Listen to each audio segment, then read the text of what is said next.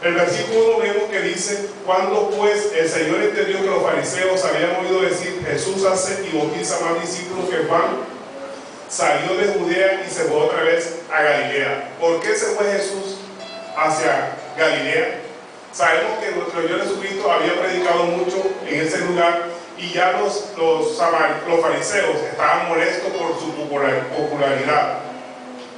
Y como empezaba el ministerio apenas de nuestro Señor Jesucristo, él tuvo que irse de ahí porque iban a procurar matarlo. Y como no era el momento, él se fue de ese lugar. Por eso fue que él salió de Judea y se fue a Galilea. Pero para ir de Judea a Galilea, en línea recta, hay que pasar por Samaria, por los lugares que se conocen como Samaria. Los judíos normalmente evitan pasar por ahí y pasan por un lugar que se llama Perea, o sea, se desvían del camino para no pasar por Samaria, porque judíos y samaritanos no se gustaban. Todos evitaban el contacto. Vemos aquí que nuestro Señor Jesucristo evitó el contacto con los fariseos, yéndose de ese lugar precisamente porque no era el momento todavía que nuestro Señor Jesucristo padeciera en la cruz del Calvario. Él se fue de ese lugar. Entonces sabemos que nuestro Señor Jesucristo evitó el contacto con los fariseos. Pero nuestro Señor Jesucristo dice, era necesario pasar por Samaria. O sea, él no hizo el círculo que hacían los demás judíos para no pasar por Samaria, sino que precisamente pasó por Samaria. Él no hizo lo que hizo los demás judíos, que evitaban eso, pasar por Samaria. Para llegar a la ciudad que iba él, o sea, Galilea, todos los judíos, como decíamos, desviaban pasar por Samaria y se metían en una ciudad que se llamaba Perea. Hacían la vuelta, según los estudios que hizo Flavio Josefo. Flavio Josefo fue un historiador que es bíblico. Habla de muchas cosas que son en la Biblia, que nosotros para poder estudiar la Biblia tenemos que estudiar mucho Flavio Josefo para poder entender muchos pasajes de la Biblia. Y precisamente Flavio Josefo es el que nos da más argumentos de cuál es esa ruta que usaban los fariseos para no pasar por Samaria, pasar por Perea, y daban una vuelta, un círculo, y podían dirigirse de Judea a Galilea sin pasar por Samaria. Nuestro Señor Jesucristo no hizo eso, al contrario, pasó por Samaria. Y eso es lo que nosotros tenemos que hacer, ¿verdad? Imitar a nuestro Señor Jesucristo, no evitar a nadie. A veces vemos que personas se pasan de una acera a otra para evitar a determinada persona, ¿verdad? Nosotros como cristianos no podemos hacer eso, al contrario, tenemos que buscar precisamente a las personas que están perdidas, que no buscan de Cristo para compartir el Evangelio. ¿Cuántas veces nosotros no queremos predicar el Evangelio como dice la palabra, que ir por todo el mundo y predicar el Evangelio, por a veces no le predicamos al que tenemos al lado, del vecino, ¿sí? Vemos al vecino que está en pecado y no le lanzamos una palabra para que se arrepienta. Lo más importante cuando la palabra dice ir por todo el mundo y predicar el Evangelio es las personas que están a nuestro alrededor, el mundo en que nosotros nos desenvolvemos. No es que vamos a coger un avión y vamos a ir para China o África a predicar por allá como misioneros. No, tenemos que predicar en el medio que nos encontramos con nuestros amigos, con nuestros compañeros, con el vecino, con todas esas personas que necesitan de la palabra de Dios. Todas las personas necesitan de Dios. Inclusive los que conocemos de la palabra, a veces necesitamos también un refrigerio, que alguien nos dé una palabra que nos aliente a seguir adelante. La palabra de Dios no podemos negársela a nadie. Cuando la palabra de Dios nos dice que tenemos que predicar en tiempo y fuera de tiempo, es que nosotros no decidamos a quién predicar, sino al que Dios nos ponga adelante, lanzarle la palabra que tengamos que lanzar. Por muy dura que a usted le parezca la palabra, lánzala, que ella cumplirá el efecto por el cual Dios le envía. ¿Amén? Y eso es lo que el Señor quiere, que nosotros seamos unos buenos predicadores que prediquemos en tiempo y fuera de tiempo. Los samaritanos, ¿por qué los judíos evitaban pasar por Samaria? Porque los samaritanos se habían mezclado con doctrina herética o doctrina idólatra, doctrinas que estaban mezcladas más con el mundo, ¿verdad? Entonces los judíos consideraban a los samaritanos como idólatras. Jesús no tenía motivo para vivir con esas restricciones que habían impuesto los judíos. Aunque él era judío, él no iba a aplicar esas restricciones que tenían los otros judíos. Él cruzaba cualquier barrera para predicar las buenas nuevas de salvación. Así tenemos que hacer nosotros, brincar cualquier barrera que nosotros mismos nos hayamos establecido, que nos haya puesto la misma sociedad. Vemos aquí también que nos resalta el pozo de Jacob. Ese pozo de Jacob estaba en el medio de Samaria, pero era un pozo que no tenía agua que naciera de ella misma, o sea, un agua que se surgiera de la misma tierra, como los ríos que están por debajo de la tierra, que alimentan los pozos. Era un pozo que se alimentaba de agua lluvia, o sea, era un pozo artificial, en el sentido de que él no daba agua, tenía que recogerse las aguas lluvias por medio de canales y mantenía la agua ahí. De tal manera que el pozo de Jacob era un pozo artificial de agua que la mantenía ahí. No emanaba agua de ella, sino que era recogida de la lluvia. Era un pozo hondo que se usaba en los tiempos antiguos. Generalmente las mujeres iban a los pozos, a ese pozo, a buscar agua, pero iban en la mañana, en la hora de la mañana o en horas de la tarde. Pero vemos que en la historia que estamos leyendo, esta mujer dice que fue a la sexta hora. La sexta hora sobre el calendario judío va entre las 12 del día a las 3 de la tarde. O sea que ninguna mujer iba a buscar agua a esa hora. Ella, sin embargo, fue a buscar agua a esa hora. ¿Por qué razón ella fue a esa hora de 12 a 3 de la tarde? Hay muchas doctrinas, muchas teorías que se ciernen al respecto. Uno dice que era para evitar a las otras mujeres porque las señalaban debido a su mala reputación, porque había tenido 5 maridos, era así como nuestro Señor Jesucristo le dijo que había tenido 5 maridos y el que tenía ahora no era el de ellos. Entonces se dice que iba a la hora sexta, o sea, entre las 12 y las 3 de la tarde, para tener contacto con otras mujeres que la podían señalar. Eso por un lado. Pero otra doctrina dice que podría ser que ella iba ya para en los secretos tratar de seducir hombres que iban a esa hora a darle agua a sus animales, a los camellos, sobre todo cuando venían de viaje, ¿verdad? Entonces, están esas dos doctrinas. Entonces vamos a ver a través de la palabra cuál de las dos doctrinas es la que se adapta conforme a la palabra de Dios. Entonces vemos que la doctrina que dice que ella iba al mediodía a la hora sexta era para tratar de evitar el contacto con otras mujeres. Porque lo normal era que las mujeres no fueran al mediodía, sino que iban en la mañana o iban ya al atardecer. El calendario judío es diferente al de nosotros, porque en el calendario judío el día comienza a las 6 de la tarde. ¿Y en qué se fundamenta los judíos para decir que el día comienza a las 6 de la tarde del día anterior? Porque precisamente en Génesis, cuando nuestro Señor Jesucristo, Jehová de los ejércitos, creó en la tierra, Él dice que era la noche y la mañana siguiente, o sea que el día comienza a las 6 de la tarde, y ellos, de ahí donde se basan los judíos, para todos sus días comenzar desde las 6 de la tarde del día anterior y termina el día a las 6 de la tarde del día que se está estableciendo.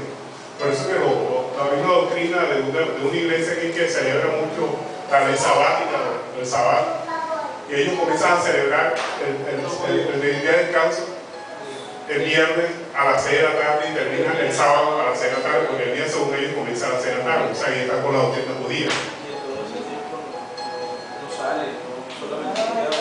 Sí, adorando al Señor. Entonces vemos aquí que la mujer Jesús le dijo a la mujer: créeme que la hora viene cuando ni en este monte ni en Jerusalén adoraréis al Padre, ¿verdad? Eso le dijo a la mujer. Pero también hay algo importante, que los discípulos se habían ido a la ciudad a comprar de comer. O sea, Jesús estaba solo. Entonces la mujer samaritana le dice: ¿cómo tú, siendo judío, me pides a mí de beber que soy mujer samaritana? Porque sabemos que los judíos y los samaritanos no se gustaban. Entonces no era factible que un judío se dirigiera a una samaritana, sobre todo a una mujer, para pedir agua. Aquí Juan, el escritor de este evangelio, relata o da a entender la hostilidad que había entre judíos y samaritanos. Los judíos decían que había que adorar precisamente allá en Israel, ¿verdad? Y los samaritanos decían que había que adorar a Dios era en el monte de ellos. Inclusive los samaritanos habían construido su propio templo en Samaria, precisamente ahí junto al pozo de Jacob, que se conoce con ese nombre. Pues cuando Jesús cuando la mujer le dice que ¿cómo vas a sacar tu agua si no tienes que sacarle? Además el pozo es profundo. Entonces Jesús le dice: si supieras que te está pidiendo agua, le pediría, porque yo te daría agua viva, ¿verdad? Agua viva. Entonces aquí vemos que nuestro Señor Jesucristo se identifica con Dios. Primero se identificó como hombre, cuando dice la palabra de Dios que Jesús estaba cansado y se sentó en el pozo, fue el pozo de Jacob y se fue a descansar. Ahí se muestra la naturaleza humana de Jesús, pero más adelante se destaca la naturaleza divina de Jesús. Él se identifica como la fuente de agua viva. Y sabemos que en Jeremías 2.13, por favor me acompañen, Jeremías 2.13, aquí Jehová de los ejércitos se identifica como agua viva. Y vemos que nuestro Señor Jesucristo el mismo dijo que yo soy el agua viva. Entonces, ese es un versículo que habla mucho de la deidad de Cristo. Jeremías 2.13 dice: porque dos males ha hecho mi pueblo, me dejaron a mí fuente de agua viva y cavaron para sí cisternas rotas que no retienen agua. Vemos aquí que nuestro Padre Celestial dice: me dejaron a mí fuente de agua viva. Y nuestro Señor Jesucristo también se identificó como fuente de agua viva. O sea, Jesús es Dios en este versículo, ¿sí? Gloria a Dios. Y en Isaías 55.1 dice: a todos los sedientos venid a las aguas, y los que no tienen dinero venid, comprad y comer, venid, comprad sin dinero y sin precio vino y leche. Todos estos versículos muestran que Jehová de los ejércitos es fuente de agua viva, y nuestro Señor Jesucristo precisamente se identifica como fuente de agua viva. Pero vemos que el versículo que leímos ahorita, Jeremías 2.13, dice que el mayor pecado que ha tenido la gente es que lo han dejado a él como fuente de agua viva y han cavado para ellos cisternas rotas. ¿Qué significa la cisterna rota? De conformidad con la Biblia, cisterna rota es lo que nosotros, muchas personas que no creen en Dios ponen su fuerza en el dinero, ¿verdad? En el dinero, otros ponen su fuerza en los vicios, en el sistema religioso, y de ahí sacan su propia fuerza. O sea, se llama cisterna rota. Porque sabemos que el vacío que nosotros tenemos en nuestra alma solamente nos lo llena nuestro Señor Jesucristo, a través de la palabra de Dios, a través de su palabra que nos llena. Una gran ilustración sobre la generación que conduce a la vida eterna la tenemos en Efesios 4.23, que es precisamente donde se ve lo que el Señor quiere por el efecto de la palabra de Dios sobre nuestra vida. Efesios 4.23 dice: y renovaos en el espíritu vuestra mente y vestidos en el nuevo hombre creado según Dios en la justicia y santidad de la verdad. Cuando la palabra de Dios llega a nuestra vida, nosotros dejamos nuestra vana manera de vivir. Ya no actuamos como a mí me parece, sino actuamos y aplicamos la palabra de Dios. Y eso es lo que el Señor quiere, que nosotros apliquemos en todo momento la palabra de Dios, porque los beneficiados vamos a ser nosotros mismos. Dios seguirá siendo Dios, así nosotros pequemos o hagamos lo que queramos. Nosotros somos los que nos beneficiamos cuando cumplimos su palabra. ¿Y cuál es la vana manera de vivir en la que andamos cuando no conocemos de Cristo? Precisamente cuando hablamos mentira, ¿verdad? Muchas veces cuando nosotros no conocemos la palabra de Dios, mentimos con rapidez, y a veces nos mentimos hasta sin necesidad, nos habituamos a decir mentiras. Fácil, ¿verdad? Entonces en el teléfono, no, dile que no estoy. Mentiras así por el estilo como esa. Y a veces mentimos sin necesidad, por estar acostumbrados a mentir. Cuando nosotros conocemos la palabra de Dios, conocemos la verdad, sabemos que la mentira es pecado y que nos aleja de nuestro Padre Celestial. Porque Satanás es el padre de la mentira, y cuando nosotros mentimos, nos hacemos hijos de él. Cuando decimos la verdad, así nos duela o vaya en contra de nuestros principios o vaya en contra de nuestra economía o cualquier cosa, tenemos siempre que decir la verdad y nos hacemos hijos de nuestro Padre Celestial. Pero con cualquier mentira que usted diga, póngale el color que usted quiera, rosada, azulita, verdecita, blanquita, no sé, tantos colores que le pone a la gente, no, que para salir del paso. Mentira es mentira. ¿Qué es mentira? Es faltar a la verdad, ya sea parcial o totalmente. Eso es mentira. Así nos duela o vaya contra nuestra economía o vaya contra nuestra integridad, tenemos que decir siempre la verdad. Otra forma de salir de nuestra mala manera de vivir es que ya no pecamos. Porque cuando nosotros pecamos, como dijimos ahorita, nos hacemos hijos de Satanás. Y sabemos que la consecuencia de pecar es la muerte. Y la muerte es espiritual, o sea, vamos a estar apartados de Dios. A Adán, cuando le dijeron, el hombre que pecare morirá, por haber pecado morirá, sabemos que Adán, según la Biblia, Adán vivió 950 años. Y sin embargo no murió cuando pecó, duró mucho tiempo más, pero estaba apartado de Dios. Apartado de Dios. Cuando nosotros pecamos, nos apartamos de Dios. ¿Por qué? Porque el Espíritu Santo se contrista. Anteriormente había tiempos en que se mantenía o se quería mantener el Espíritu de Dios entre cuatro paredes. Ahora el Espíritu de Dios no se mantiene en cuatro paredes. Nosotros somos el templo del Espíritu Santo, ¿sí? Amén. Cuando ya Dios le dice que va a vivir de su trabajo y él vive sus 950 años y él el cuerpo La pregunta es, ¿Adán fue salvo? Esa es la pregunta, ¿verdad?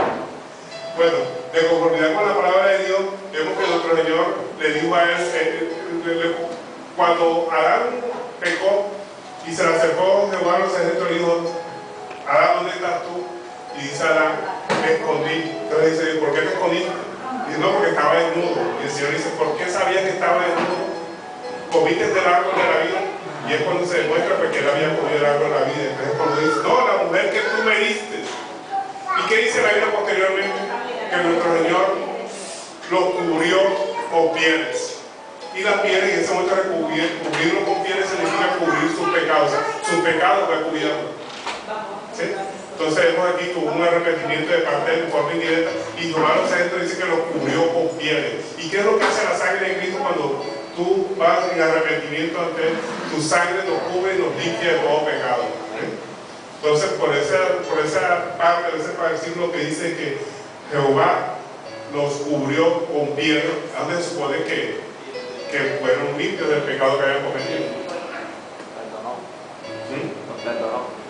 ¿Perdón? Los perdonó. Los perdonó, exactamente. Aunque no se dijeron en forma de arrepentimiento hacia él, sino de su misericordia los perdonó. Bueno, entonces sigamos. Otra forma de vana manera de vivir son las palabras soeces. A veces decimos groserías, ¿verdad? Decimos cosas que son malas al oído de las personas, ¿verdad? A veces relatamos lo que las personas hacen en lo oculto. Son palabras soeces, palabras groseras. Entonces, una vez nosotros creemos a Cristo en nuestro corazón, ya no tenemos esa clase de conversación. Es más, huimos de cuando hay esa clase de conversación. A mí particularmente que hemos compañeros que cuando llego a la reunión y están hablando cosas soeces y cuando ven que me acerco se callan o se quitan de ahí enseguida. Gloria a Dios por eso, ¿no? Saben que no pueden seguir hablando, o por lo menos cuando sí, veo que siguen, entonces yo soy el que me retiro. Si ellos no dejan de hablar, yo soy el que me retiro. Y eso es lo que tenemos que hacer. También cuando nosotros tenemos a Cristo en nuestro corazón, dejamos de pensar mal de la gente. Porque nuestra naturaleza carnal nos induce a pensar mal, ¿verdad? Cuando alguien se acerca a nosotros a pedirnos un dinero, ya sea en la calle, lo que sea, lo primero que uno dice, eso es malicio. Estamos hablando mal de esa persona. Posiblemente sea paraviso, pero nosotros no tenemos por qué juzgar para que no use la persona. Si usted cree que es paraviso, vaya a la tienda y vamos, te compro un litro de leche, te un litro de leche, cómprale algo, pero déle algo, no lo juzgue. O sea, para que no le dan, le da una patada en otra palabra. No le den mejor y no le diga nada. Eso es paraviso. Mejor compártale o cómprale un pan o cómprale alguna cosa, pero ayude a esa persona. Porque de pronto con esos 1,000 pesos que usted da, usted puede estar salvando una vida. ¿Usted no ha pensado en eso? Son groseros. Son groseros con la persona de pronto, para lo que sea, le piden a alguien que contesta con grosería. Usted darle 1,000 pesos a una persona puede estar salvando una vida porque de pronto por ese desespero que viene por el vicio puede matar a alguien por esos 1,000 pesos. De pronto usted puede indirectamente estar salvando una vida. Pero si no quiere, pues le cómprele algo, un pan, lo que sea, pero déle algo. No lo juzguen. Porque ese es su problema ahora mismo y esa es su necesidad. Entonces, Dios nos ha mandado a ser misericordiosos. ¿Y qué es ser misericordioso? Es darle algo a alguien, aunque no se lo merezca. Porque si se lo merece, eso es misericordioso, le está pagando, ¿verdad? Porque hizo un favor, le limpió el vidrio del carro, le hizo alguna cosa, él le está pagando el servicio. Pero con querer dar algo a alguien que no se lo merece, eso es misericordia. Lo que hizo nuestro Señor con nosotros, ¿verdad? Que dio a su Hijo unigénito para que todo aquel que crea no se pierda, un acto de misericordia. Lo que hace Dios con nosotros. Darnos cosas a pesar de que no lo merezcamos. Y eso es lo que hace la palabra de Dios, que nos transforma. Ese corazón de piedra que teníamos antes, el corazón de carne, ya no vamos a doler, nos va a doler el estado de necesidad que se encuentra alguien, nos vamos a ayudar a ser misericordiosos. Y eso solamente se da cuando tenemos la palabra de Dios con nosotros. Porque cuando estemos allá presentes ante Dios, Él no nos va a preguntar ni qué casa vivía, ni qué carro tenía, ni cuánto ganaba, ni cuánto era tu sueldo. No, Él te va a preguntar cuánto diste, cuánto compartiste de lo que tenías. Porque Él lo que quiere de nosotros es que nosotros compartamos lo que tenemos con las otras personas. Comparta su tiempo predicarle la palabra a otra persona. Ese tiempo que ustedes pueden gastar 2 horas, 3 horas viendo televisión, compártanse a lo mejor a otra persona predicando la palabra. Y eso es lo que el Señor quiere. Esas 3 horas viendo televisión ahí trasnochándose, le da la palabra, está dándole tiempo al Señor estudiando su palabra. Es lo que el Señor quiere de nosotros. que cambiamos esa dureza en nuestro corazón, porque la palabra de Dios cuando llega a nosotros dice que rompe, es martillo que rompe los corazones de piedra y los transforma en corazón de carne. Entonces la palabra de Dios nos cura, Dios la bendiga, hermano, y nos cura de esa vana manera de vivir, y además nos da la otra bendición, que es la salvación y vida eterna cuando nuestro Señor Jesucristo venga por nosotros, o nosotros vayamos a encuentro si el Señor no viene antes. La mujer samaritana le dijo a nuestro Señor: tú me vas a dar agua a mí si tú no tienes con que sacar, el pozo es muy profundo, ¿verdad? Aquí la mujer está hablando obviamente del agua de la cisterna. Ahora, ¿por qué la palabra de Dios en Isaías dice que buscaron cisternas rotas? Precisamente porque nosotros estamos acostumbrados a tratar de justificarnos, ¿verdad? Justificarnos con el dinero, justificarnos con falsas doctrinas, como de darle dinero a Dios para que Dios te bendiga. Sabemos que eso no es como usted lo da de amor, no para que Dios lo bendiga, porque Dios ama al dador alegre, fue el primer dador, ¿verdad? Usted no da para que Dios lo bendiga, usted da porque Dios fue el primer dador alegre, imitando a nuestro Señor Jesucristo, ¿verdad? Entonces, eso es lo que el Señor quiere. Entonces, cisterna rota, ¿qué son las cisternas rotas? Cisterna rota es el dinero, el poder, los vicios. Una gran ilustración que hace aquí Juan de la vida eterna, que se consigue solamente cuando obtenemos el agua de vida a través de nuestro Señor Jesucristo. Solo el Mesías puede darnos ese regalo del agua de vida, que es el que nos lleva a la vida eterna, es el que nos lleva a estar bien con nuestros hermanos. Cuando nosotros aceptamos la palabra de Dios en nuestro corazón, nosotros empezamos a cambiar nuestra vana de manera de vivir, y Dios nos empieza a cambiar de adentro hacia afuera. Y cuando nosotros cambiamos de adentro hacia afuera, todo nuestro entorno empieza a cambiar. Como decimos la vez pasada, ¿verdad? Que nosotros queremos cambiar a las personas. Ay, para mí no va a cambiar, para mí no va a cambiar, mi esposo, mi esposa, pero resulta que Dios quiere que cambie uno primero.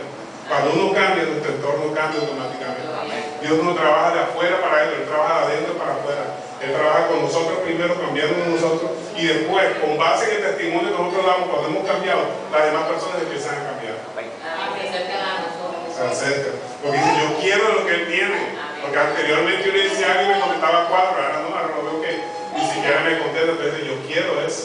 Entonces cuando nosotros predicamos más con nuestro testimonio que con nuestras palabras, cuando ven las respuestas a nuestras actitudes, pues la gente va a querer lo que nosotros queremos, y van a buscarlo para que le prediquemos la palabra de Dios.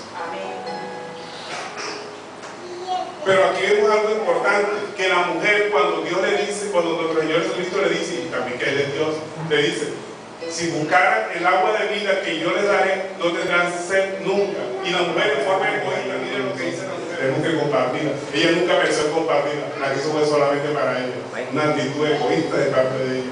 Y el Señor no quiere que seamos así, el Señor quiere que demos de gracia lo que hemos recibido de gracia, que compartamos la palabra de Dios. Toda esa enseñanza que estamos viendo aquí nos lleva a la conclusión de que tenemos que llevar la palabra de Dios a otras personas.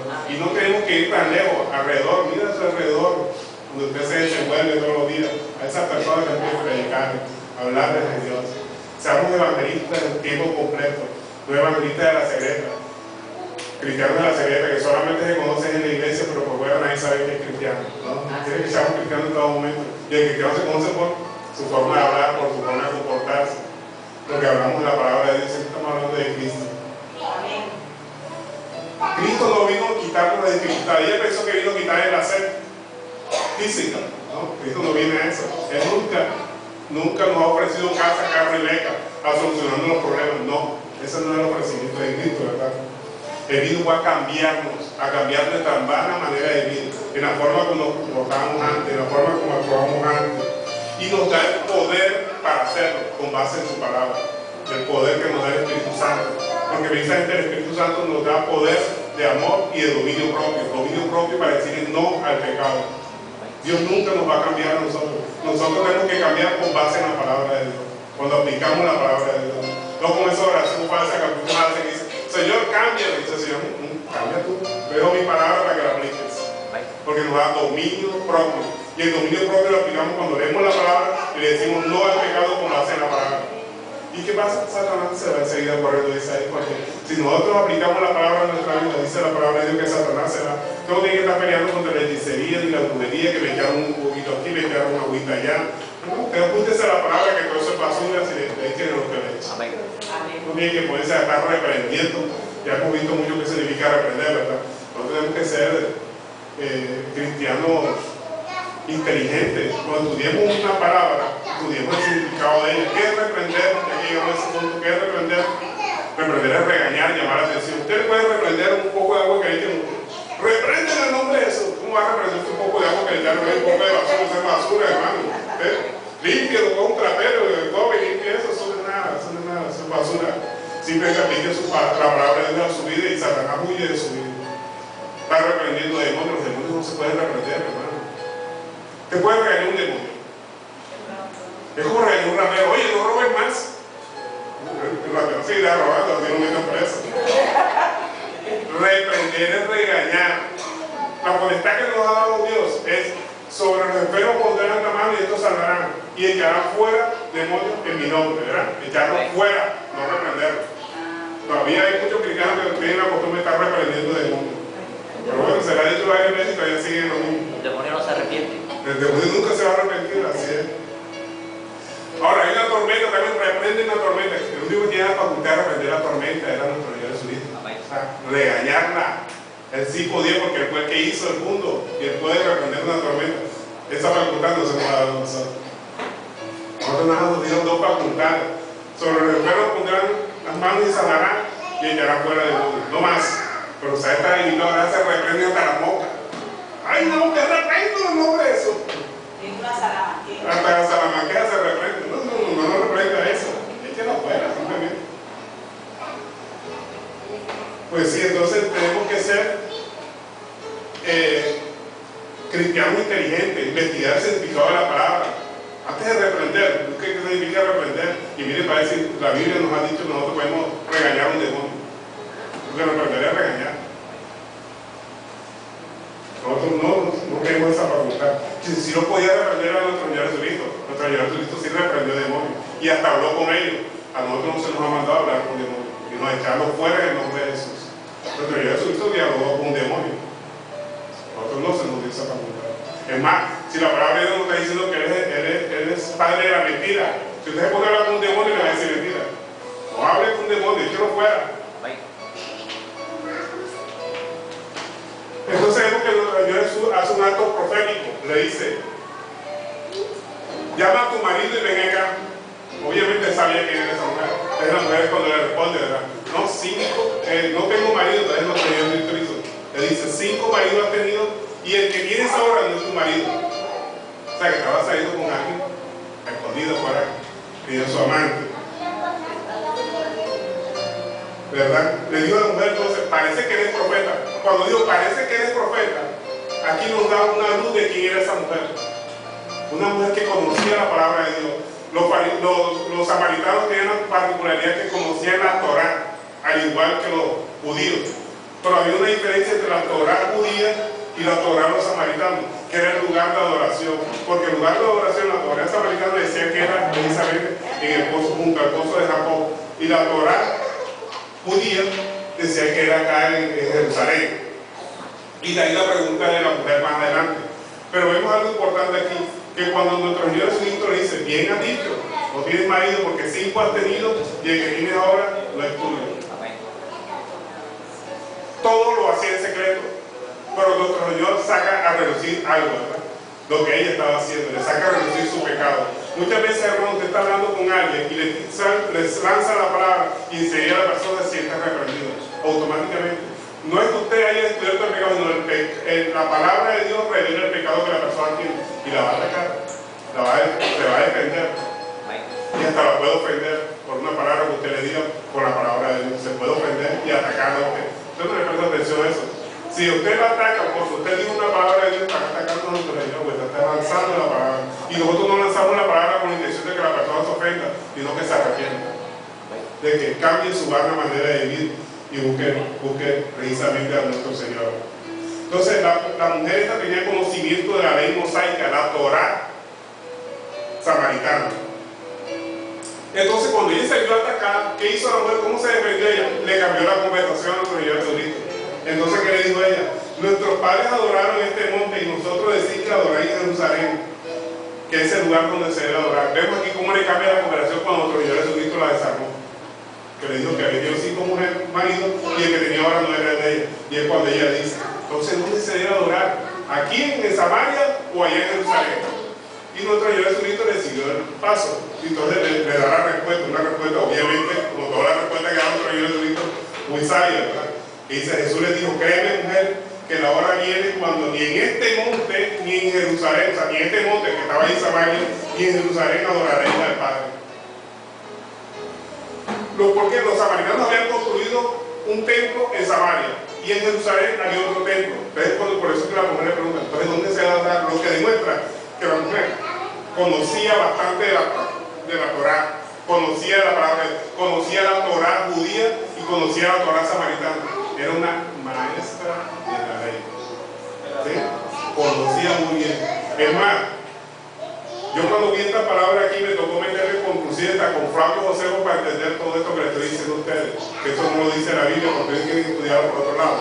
Lo que hay que es que la mujer era una conocedora al detalle de la palabra de Dios, una maestra de la ley. No era cualquiera que estaba hablando con eso. Entonces, Jesús le dijo, créeme que en este lugar, ni en este monte, ni en Jerusalén se adorará al Padre. O sea, que el verdadero culto a Dios no es un lugar físico. Usted no viene aquí a adorar a Dios. Usted viene aquí a aprender palabra de Dios. Y nos unimos porque la palabra de Dios, dice que tenemos que reunirnos, ¿verdad? Que tenemos que congregarnos, no como algunos tiempos costumbre de no hacerlo. Porque nosotros nos reunimos es para aprender la palabra de Dios. ¿Y para qué aprendemos nosotros la palabra de Dios? Primero, para aplicarla a nuestra vida. Y segundo, para compartírsela a otros. ¿Amén? Ese es el objetivo por el cual nos reunimos. Y por el cual hay un mandamiento implícito en la palabra cuando dice, no dejando de congregarnos como algún tiempo costumbre. Por el cual nosotros no congregamos, aprendemos palabra de Dios. Entonces, vemos que aquí nuestro Señor está diciendo, en un sitio determinado no se adora a Dios, se adora es con un corazón contrito y humillado, o sea, es la disposición del corazón la que tiene que ver, no el lugar donde usted se encuentre para adorar. Usted puede adorar al Señor ahí en su casa, acostada, de pie, lavando, haciendo su quehacer en la casa, trabajando en la oficina, estudiando en la universidad, puede estar adorando a Dios. O sea, no hay sitio para adorar a Dios. Todos los sitios son buenos para adorar a Dios. Todos. ¿Qué es lo que quiere Dios de nosotros? Proverbios 23 dice por allá, dice, dame, hijo mío, tu corazón. ¿Por qué? Porque el corazón es donde emanan los malos sentimientos. Pero cuando la Biblia habla del corazón, realmente está hablando de la mente. Dame, hijo mío, tu mente. ¿Por qué? Porque tenemos que cambiar nuestra mala manera de vivir, nuestra manera de pensar que teníamos antes y cambiar el chip, cambiar la información que tenemos en el chip del cerebro con la palabra de Dios y aplicarla a nuestra vida. Que es lo que el Señor quiere en todo momento. Ahora, hay una pregunta que mucha gente se hace: ¿cómo se debe orar al Señor? ¿En qué actitud? ¿Cuál debe ser nuestra actitud corporal? Algunos ponen las manos así, oran al Señor, otros ponen las manos extendidas, otros se arrodillan, otros ponen la frente en el piso. ¿Sí? ¿Cuál es la mejor forma de adorar al Señor? ¿Cuál es la mejor actitud corporal para adorar al Señor? Abrir los brazos. Pues la Biblia habla de muchas formas, ¿verdad? Nuestro Señor Jesucristo dice que la palabra de Dios dice que nuestro Señor Jesucristo se arrodilló en el monte de Getsemaní y oró al Señor, y dice que salieron gotas como de sangre, ¿verdad? Cuando Él se arrodilló. Entonces vemos que Él se arrodilló. Pero Él también oró de pie. Cuando recibió el bautismo del Espíritu Santo, dice que una paloma descendió y Él estaba de pie. Dice que oró y la paloma descendió y una voz del cielo dijo: este es mi hijo amado que le debo complacerse. Nuestro Señor Jesucristo mostró diferentes formas de orar. O sea, no hay una actitud corporal definida para decir cuál es la correcta para orar. No. Usted puede orar acostado, sentado, como usted quiera, trabajando, jugando fútbol, puede estar orando ahí mismo, con los ojos abiertos, con los ojos cerrados. No es necesario que usted cierre los ojos para orar. Claro que cuando nosotros cerramos los ojos, como nos desconectamos, ¿verdad? Dejamos de ver lo que está pasando a nuestro alrededor. Como que nos concentramos en la oración, pero no es fundamental. Puede orar con los ojos abiertos también. En ninguna parte de la Biblia dice que es necesario orar con los ojos cerrados. No es la actitud corporal, sino es nuestra actitud de corazón, de entrega, de búsqueda plena hacia el Señor, lo que es lo que prevalece. Si es de rodillas, si es de pie, si es de todo, eso es de menos. Quería preguntar eso, lo de los ojos, porque quería preguntar eso, que si era necesario siempre que uno ora tenerlos cerrados, porque a mí me pasa que nosotros aquí siempre oramos, se dice que o cerramos los ojos, pero yo me siento mejor, siempre me siento mejor con los ojos abiertos. Por eso, si se siente bien, ore así, no hay inconveniente. Usted puede orar con los ojos cerrados abiertos. Y lo que hay gente que acostumbra a cerrar los ojos para concentrarse mejor en la oración. Y no también que si el otro cierra, porque hay muchas personas que están mirando que cierra, que no cierra. Entonces se sentó, a que gritó, o a que dijo esto. Entonces, para evitar eso, algunos cierran los ojos. Pero no. Lo importante es tener el corazón dispuesto a orar. Entonces, lo importante es cómo está nuestro corazón delante de Dios. Y aquí lo estamos dirigiendo, y que estamos orando directamente al Señor, y que estamos alabando precisamente y pidiendo más presencia del Señor en nuestra vida. Orar es hablar con Dios, acuérdense de eso. Orar es hablar con Dios. Entonces, hablar con Él, Dios entiende y de nos va a oír en la posición en que estemos. En la posición en que estemos. Otros dicen, no, que tenemos que ayunar constantemente. Y a Isaías le tuvo una frase para decir que el cristiano que no ayuna, el diablo se le desayuna. ¿Cuál es el otro? Bueno, y el otro no es de la vigilia. El cristiano que no vigila, Satanás lo tranquila, algo así. Bien, orar es fundamental. Dios nos manda a orar. Tenemos que orar, dice, orar sin cesar, o sea, tenemos que orar en todo momento. Pero ayunar y vigilar no es obligatorio. No es obligatorio. Pero lo más importante que nosotros, el ayuno que tenemos que hacer es dejar de pecar. Son ayunos espirituales, dejando las iniquidades. Allá en Isaías 52, 51, si mal no estoy, nos habla del verdadero ayuno. El verdadero ayuno es desatar las ataduras de iniquidad, dejar libre a los oprimidos, no atacar a la gente, quitarnos nuestra vana manera de vivir, nuestra vana manera de hablar que teníamos antes, el viejo hombre, crucificarlo. Ese es el verdadero ayuno. No hacer lo que antes hacíamos, el pecado que teníamos escondido. Ese es el verdadero ayuno que quiere el Señor. Y vigilar. Oiga, está convertido ahora la vigilia en otro culto, pero un culto con invitados especiales, adoradores especiales para mantener a la gente despierta. Y por ello he ido a una iglesia que hacía vigilia y permitía traer ludo, dominó y toda clase de juegos para mantener a la gente despierta. Eso no es vigilar. La palabra dice que tenemos que vigilar para estar apercibidos de las enseñanzas de Satanás. Hay un salmo que me gusta mucho, por favor, vamos a leer los Salmos 63:6. Miren lo que dice la Biblia, lo que es la vigilia. ¿Cómo debemos vigilar en las noches? Salmo 63, verso 6. Escrito por David, obviamente inspirado por Dios. 63:6. Dice, 63, verso 6. Dice, cuando me acuerde de ti en mi lecho, cuando medite en ti en las vigilias de la noche. O sea, que vigilar es meditar en la palabra de Dios en las noches. Eso es la verdadera vigilia. Pero no hacer un culto en la noche, en la madrugada. Se ha identificado la Biblia como un culto en la madrugada. No. Vigilar es que usted medite en la palabra de Dios en todo momento, allá cuando está acostado en su almohada. ¿Por qué? Porque normalmente nosotros cuando nos acostamos en la almohada, dice la Biblia, el proverbio, no me acuerdo el número de proverbio ahora en todo esto, pero que cuando nosotros nos acostamos, es que la naturaleza carnal nosotros empezamos a meditar y a hacer maquinaciones malas por las personas. Mira, eso ahora lo voy a hacer mañana, y lo voy a hacer esto, y lo voy a hacer todo, y tal. Cuando tenemos escrito en nuestro corazón. Entonces, cuando tenemos escrito en nuestro corazón, tenemos que acostar y meditar en la palabra de Dios. Y esa es la verdadera vigilia. Miren que lo dice aquí David en el Salmo 63:6. Cuando me acuerde de ti en mi lecho, cuando medite en las vigilias de la noche. Las vigilias de la noche. Precisamente porque sabe de las vigilias de la noche. Porque según el horario judío, dijimos anteriormente que el día comienza a las 6 de la tarde. ¿Sí? Del día anterior. Eso se considera, según el horario judío, como la primera vigilia, que va de las 6 de la tarde a las 9 de la noche. La segunda vigilia, según el calendario judío, va de las 6 de la tarde a las 12 de la noche. La tercera vigilia de las 12 de la noche a las 3 de la mañana. Y la cuarta vigilia, que es la última, de las 3 de la mañana a las 6 de la tarde. A las 6 de la mañana, perdón. Y entonces viene la parte que se conoce como la prima. O sea, la primera hora del día, que va de las 6 de la tarde de las 6 de la mañana, perdón, a las 9 de la mañana. La tercia, o sea, la segunda hora, vendría siendo de las 9 del día a las mediodía, hasta las 12 del día. Y la hora sexta, que hablamos ahorita, que estábamos comentando sobre la samaritana, va de las 12 del día a las 3 de la tarde. Siempre se ha dicho que esa hora, porque esa hora, siempre han dicho que esa hora, no sé, los católicos, a esa hora de 12 a 3 y sobre todo a las 3 es donde tienen que rezar rosario. Porque nuestro Señor Jesucristo murió a esa hora. Dice, Él murió cerca de la sexta hora, dice, terminando la sexta hora, dice la palabra de Dios. Y se hace mucho énfasis precisamente en la sexta hora. Y comenzando la novena hora, que va de las 3 a las 6 de la tarde, que se conoce como la segunda tarde. Mira lo que dice Mateo 27:46, está buena tu pregunta. Y aquí vamos a aclarar la pregunta tuya. Él murió cerca de la novena hora, nuestro Señor Jesucristo. Mateo 27:46. Vamos a repasar ahora un momentito el calendario judío.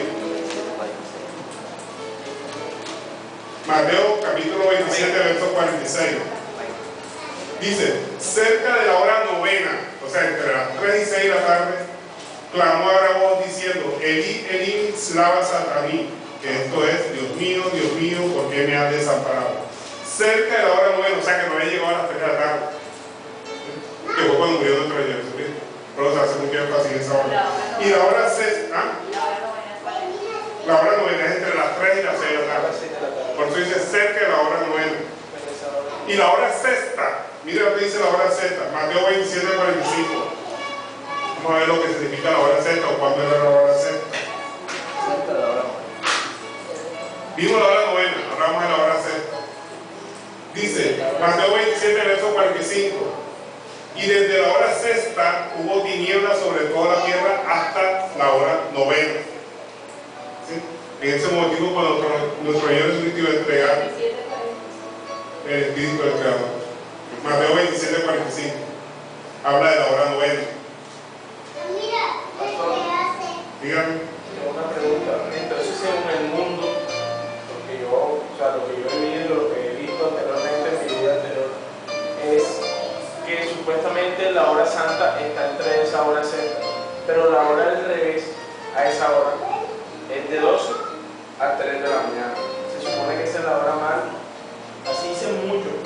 La hora mal según la tradición y según lo que yo he visto en películas, lo que he visto en historia, se supone que esa hora es la hora del mal, la hora de 12 a 3 de la mañana. Es la cosa, ¿no? ¿Por qué? Porque no está dormido a esa hora y la utilizan los rateros para meterse en la casa. No, dicen que por espíritu. Son nada que. Eso es mentira. Los espíritus pueden atacar, usted puede atacar a la persona a cualquier hora. No tiene fundamento. Al mediodía, a las 3 de la tarde. Eso bíblicamente No tiene fundamento. Eso es creencia. ¿Qué decía? Pues sí, eso ya son creencias.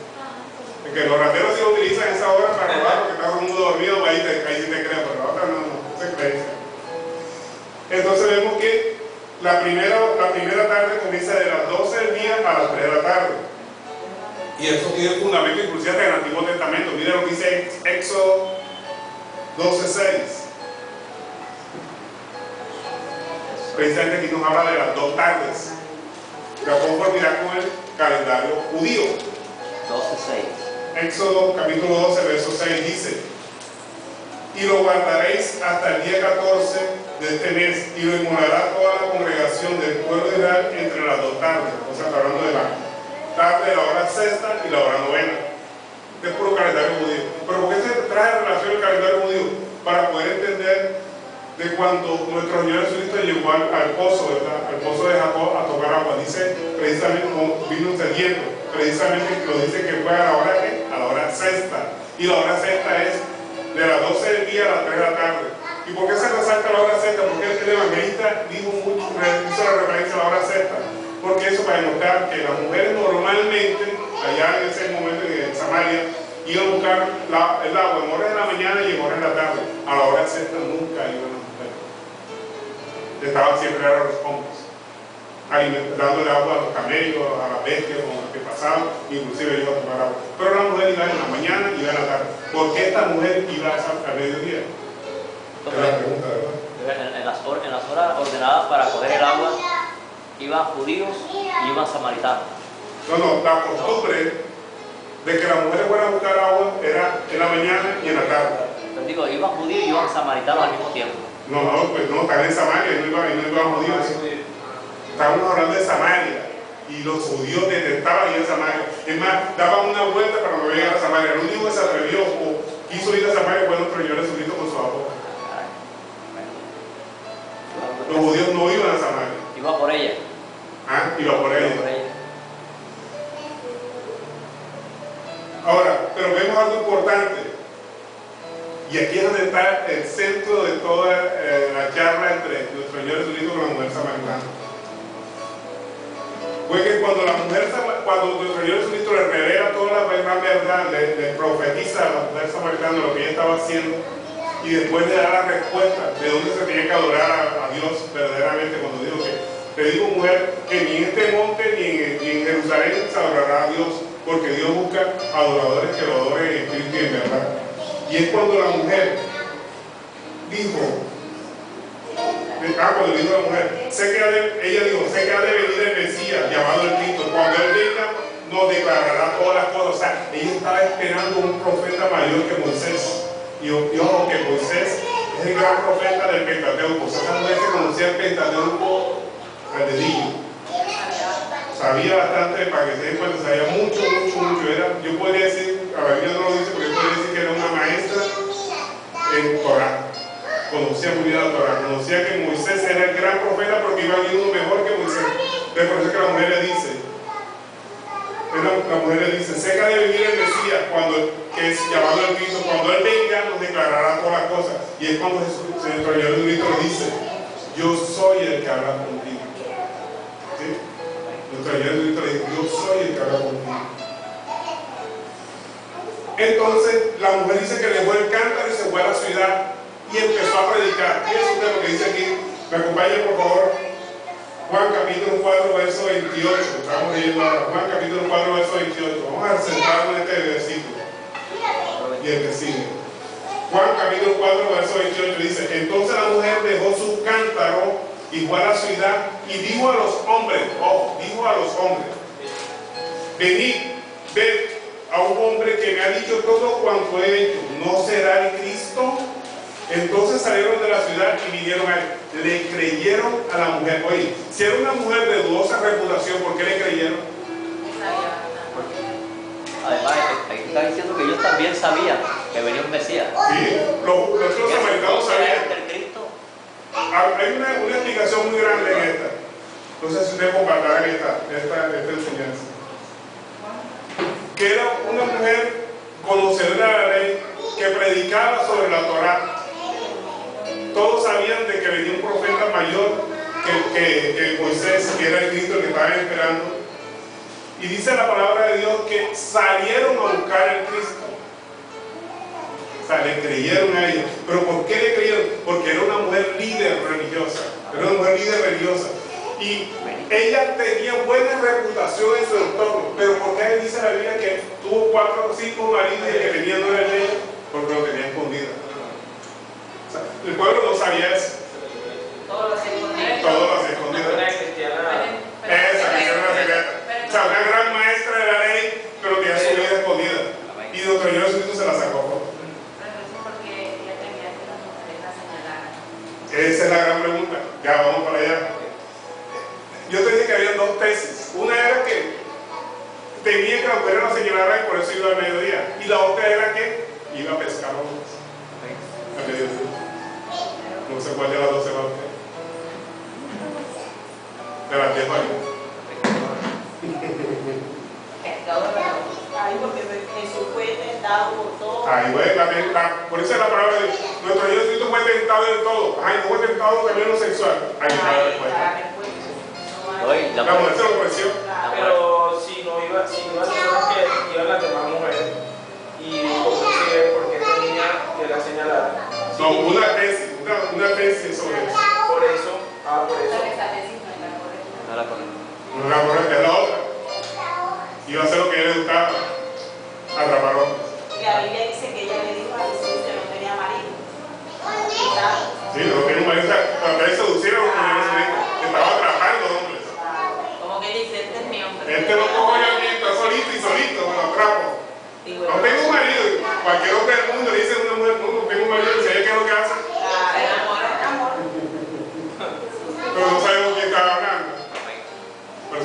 está perseguido, hermano. Sí. ¿Cuántos han aprendido hoy? Amén. Gloria a Dios. Entonces tenemos que dar al Señor. Primero, en la forma de predicar, hermano, cuando estamos predicando la tengo la palabra, nos van a decir groserías a veces. A veces personas se ofenden con una palabra que usted lanza. Por afuera, esa que si se ofenden,